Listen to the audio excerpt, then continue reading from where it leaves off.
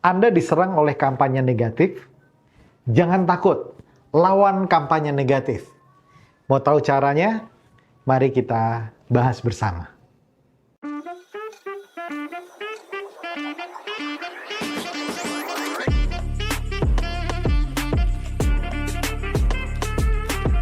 Hai Sobat Politician Academy, bertemu lagi dengan Bunggas Chandra, Coach dari Politician Academy. Kali ini kita membahas mengenai kampanye negatif, di mana kampanye negatif adalah kampanye yang diberikan atau dilakukan oleh kompetitor Anda atau tim kompetitor Anda untuk menjatuhkan Anda, untuk mendiskreditkan Anda, untuk membuat calon pemilih tidak memilih Anda. Itu tujuan dari kampanye negatif. Tetapi menurut saya jangan khawatir. Karena kampanye negatif dan kampanye positif itu merupakan bagian dari masa kampanye. Artinya kalau Anda belum mendapatkan kampanye negatif, justru menurut saya Anda perlu khawatir karena Anda tidak diperhitungkan. Kalau Anda mendapatkan kampanye negatif, bahkan black campaign atau kampanye hitam, itu artinya Anda diperhitungkan. Dan Anda dianggap sebagai lawan yang berat, sehingga perlu dilakukan kampanye negatif dan kampanye hitam. Oleh karena itu, sikap kita dalam menghadapi kampanye negatif menentukan bagaimana kita bisa memenangkan pertarungan ini. Ada 5 cara yang saya rekomendasikan untuk Anda lakukan kalau Anda terkena kampanye negatif. Yang pertama, Anda akui bila datanya benar, tapi Anda memberikan penjelasan yang masuk akal dan kemudian masuk ke dalam logika dari pemilih Anda. Jadi beda dengan kampanye hitam. Kampanye negatif biasanya basisnya data dan datanya benar, hanya kemudian diarahkan untuk kerugian Anda. Nah, di sini kalau misalnya datanya benar, Anda jangan katakan datanya itu salah. Kalau datanya betul berasal dari sumber yang resmi, Anda jangan katakan data itu salah. Misalnya sumbernya dari BPS, misalnya sumbernya dari statistik negara atau sumber-sumber resmi lainnya, kemudian Anda katakan sumbernya salah. Nah, ini bisa jadi blunder bagi Anda. Oleh karena itu, kalau datanya benar, Anda perlu akui itu. Misalnya katakanlah Anda petahana dan kemudian Anda diserang bahwa pertumbuhan ekonomi di daerah Anda turun. Anda bisa katakan, ya betul, itu terjadi penurunan, itu data BPS yang resmi. Betul terjadi penurunan, tapi itu terjadi karena pada tahun 2020 sampai tahun 2021 itu terjadi COVID yang menyebar di seluruh Indonesia dan hampir seluruh provinsi, kabupaten, kota di Indonesia mengalami penurunan dan defisit. Nah, berikan penjelasan yang baik terhadap permasalahan yang ada. Dan sekali lagi, jangan tolak data itu bila data itu betul bersumber dari data resmi. Yang kedua, Anda perlu menghadapi kampanye negatif dengan statement yang tenang, yang matang, dan elegan. Artinya, pada waktu Anda menjawab ini, Anda harus tunjukkan sikap Anda yang dewasa dalam menyikapi kritik atau kampanye negatif tersebut. Karena salah satu tujuan dari kampanye negatif adalah memancing reaksi Anda di depan publik.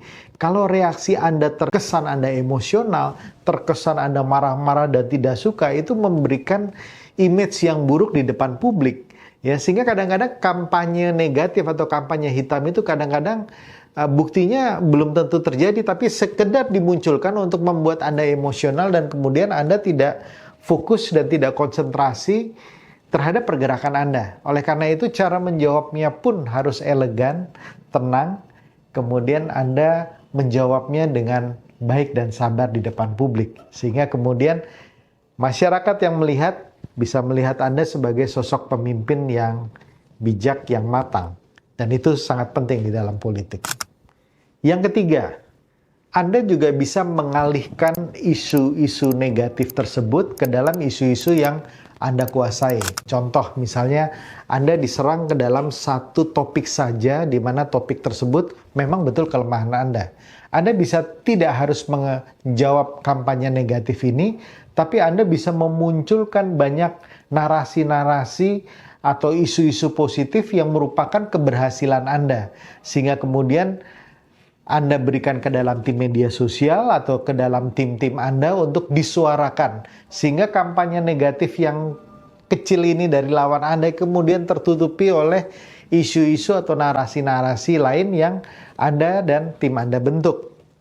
Yang keempat, Anda justru memanfaatkan kampanye negatif yang ada ini untuk meningkatkan popularitas Anda menjadi hal yang positif.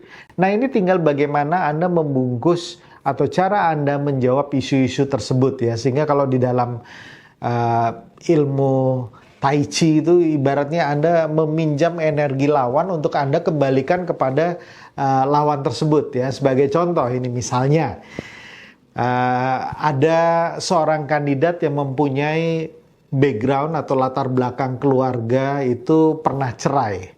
Sementara dia mau maju sebagai kepala daerah. Kemudian isu negatif yang muncul adalah, untuk apa kita percaya dengan dia?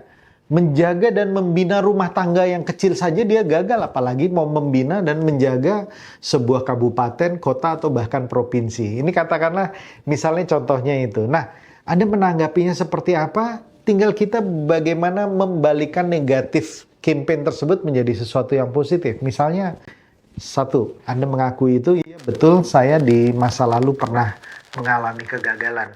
Dan saya banyak belajar dari itu. Oleh karena saya pernah mengalami kegagalan, saya tahu persis bagaimana caranya agar tidak jatuh ke lubang yang sama dan tidak terjatuh. Karena kadang-kadang orang yang bisa menghargai sebuah hubungan atau sebuah keluarga dalam hal ini adalah orang yang pernah jatuh, orang yang pernah gagal. Sehingga saya belajar banyak dan dengan cara itu saya berusaha untuk bersungguh-sungguh menjaga kepercayaan dari mereka yang sudah percaya dan mencintai saya. Nah, kata-kata kurang lebih seperti itu membuat orang lain yang berusaha menyerang kita, memberikan negatif campaign tentang ini, itu jadi berbalik. Membuat orang lain jadi simpatik dengan kata-kata, dengan diksi yang tepat, dengan kata-kata yang simpati. Itu membuat publik nanti akan bisa menilai dan justru akan memihak kepada kita. Sekali lagi, bagaimana kita memainkan isu-isu yang ada untuk keuntungan bagi kita sendiri. Tips yang kelima adalah kita menjawab negatif campaign tersebut melalui orang lain, melalui mulut orang lain. Misalnya melalui tokoh masyarakat, misalnya melalui tim ses kita, atau melalui relawan kita. Jadi nggak perlu kita sendiri yang menjawab pertanyaan-pertanyaan itu atau menjawab kritik-kritik tersebut, tapi biarkan orang lain menjawab seperti itu. Misalnya prestasi pembangunan Anda ditanyakan atau dipertanyakan, ini mana petahana dalam jangka waktu 5 tahun tidak mampu membangun ini dan itu dan lain-lain. Ya tentu saja mereka mungkin memberikan berbagai data dan argumentasi. Nah, Anda bisa menjawabnya bukan dengan mulut Anda sendiri menjelaskan keberhasilan Anda, tapi Anda juga bisa meminjam tokoh masyarakat yang dimintain testimoninya tentang keberhasilan di daerah tersebut. Atau misalnya masyarakat yang di daerah tersebut diminta testimoni untuk berbicara tentang keberhasilan-keberhasilan Anda. Ya, jadi ini kadang-kadang jauh lebih efektif dibandingkan Anda berbicara sendiri tentang keberhasilan atau Anda membela diri terhadap kasus-kasus yang sudah muncul. Jadi demikian at least 5 langkah yang saya bisa berikan kepada Anda. Tetap fokus dengan isu-isu yang ada, tetap jaga narasi dan diksi-diksi Anda, dan Anda bisa lawan semua negatif campaign dengan baik. Salam kemenangan.